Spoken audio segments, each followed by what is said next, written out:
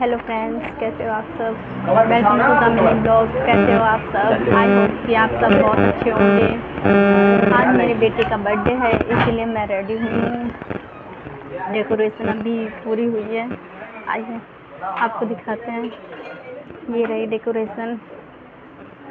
ये भाई है। अभी डेकोरेशन पूरी हुई है। आइए आपको बर्थडे बॉय से मिलाते हैं। ये रहा मेरा बेटा बर्थडे बॉय। आज इसका बर्थडे है। आज ये पूरा 1 साल का हो गया है। आज ये पूरा 1 साल का हो गया है दोस्तों। प्लीज़ आप सभी लोग मेरे बेटे को कटिंग होने जा रही है।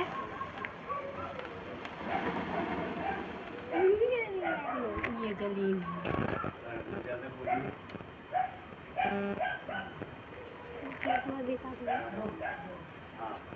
चलो लल्ला घूमको कहाँ चाचा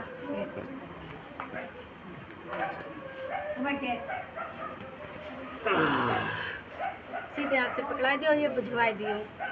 वो खान में रख दो यार। वो खाए तो फिर बस जो घूमे के थे सारा।